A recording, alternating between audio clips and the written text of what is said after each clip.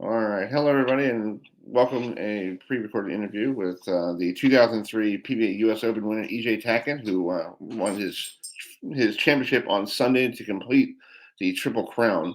PBA bowling becomes I think he became the ninth person to do that there, EJ. Yes, sir. Yeah. So how was the feeling like bowling and being the local favorite pretty much there at Woodland Bowl? And last year you had the same thing. You were the local favorite and you were the top seed and you ran into some issues on the lane. What did you do to fix that this year, knowing that you don't want to have that repeat and that I don't want to say embarrassment on TV, but almost like you were like literally like, can we just get out of here? Yeah. Yeah. Well, I mean, it was awesome being in front of the home crowd again. I think it's the third time I think I've been on a show in Indianapolis, which is cool and fun. The two previous times I'd finished second, so I was very pleased to be able to actually get it done this time. But yeah, last year wasn't very good. I just got caught throwing the wrong ball and doing the wrong thing. So coming into my match, Brett and I, we really paid attention a lot closer and better to what the guys are doing in front of us, and developed a game plan going on to the TV pair to try to break the lanes down a little bit, getting a part of the lane that was going to help me the most, be able to make good shots. And I was able to do that. It's crazy that I'm sitting here as a Triple Crown winner. It's like it's one of those things that you kind of have to like keep pinching yourself back into reality. Like, yeah, that actually did happen. It's nuts, man. When I started this journey on tour over 10 years ago. This is my 11th season. Yeah. I always had confidence in myself that, 1 week we would all come together and I'd win a tournament.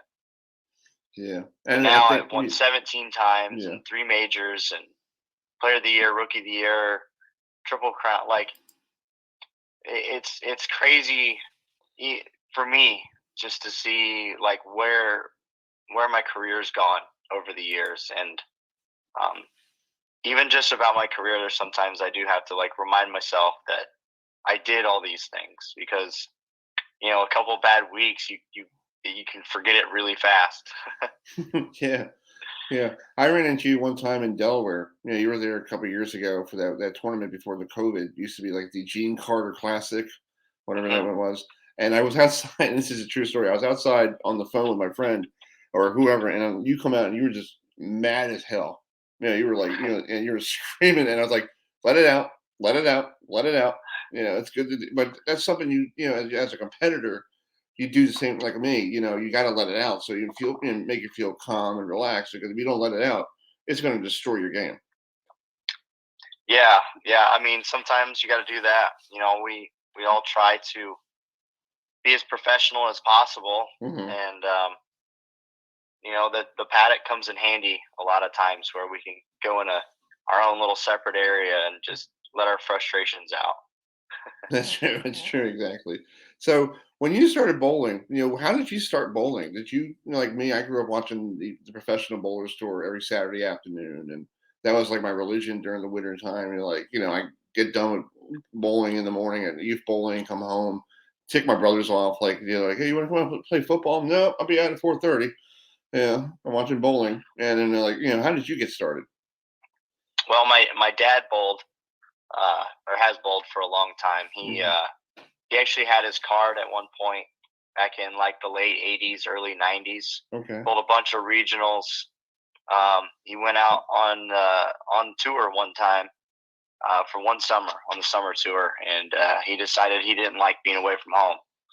So he came home, got a job, and then really got into the business side of bowling, and got into First Bowling Center in '98 when I was 5 years old. So I've had free access to the sport for almost my whole life, which has definitely helped. But it's one of those things where it was in front of me, free for the taking. But you have to be disciplined and willing to put in all the hard work and take advantage of your situation. Yeah, And I definitely did that. that's cool. And yeah, I saw that yesterday on Sunday when you won, you gave your dad a big hug, and you two had a good moment on TV. That was a good moment. Yeah, yeah. My dad's been my coach my whole life. Even to this day, if I need, if something doesn't feel right or I need to work on something, I call my dad, and we go iron it out. Mm-hmm. Most of the time, it doesn't take very long because he's watched me since I was born, and he knows all my tendencies. And a lot of times, I'll just ask Dad. I said, "Hey, something's not right. Will you come watch me?" I won't even tell him because I want to know if he sees the same thing that I feel. And most of the time, he sees the same thing I feel, which is good because it gives me more confidence in myself that, okay, I am feeling the correct thing that's wrong, and he's seeing the same thing. So it becomes an easy fix to that point sometimes. But it's nice to have my dad there that I can call on anytime for help, and he's always there and always has been there, and I know always will be. Yeah. Let's go back to the title match real quick. You and Kyle were bowling back neck and neck.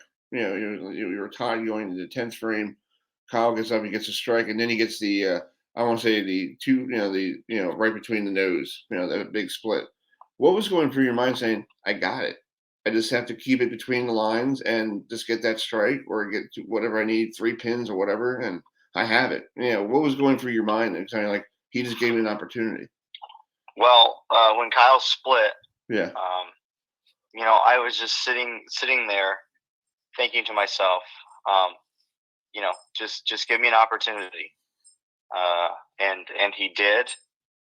And I was able to get up and throw good shots and take advantage of that opportunity. There's been so many times in my career where I haven't taken advantage of opportunities that I've had, or, thrown bad shots or gotten bad breaks when I did actually throw a good shot. So it was really cool and really nice that I was able to get up, throw a good shot, and have a break go my way. Mm-hmm. That first shot in the 10th easily could have 10-pinned as easy as it struck. That's and it just when you reflect back on things that happen, all you can say is it was my time. All I did was throw the best shot possible, and the ball and the pins took care of the rest of everything else. Exactly.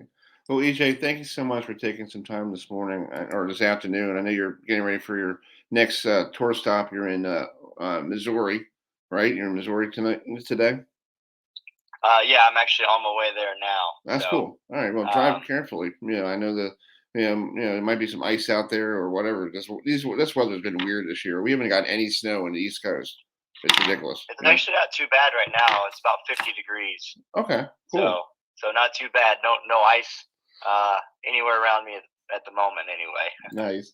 Well, it's a really privilege to talk to you, and keep up the good work. Okay. All right. Thank you very much. I appreciate it. All right.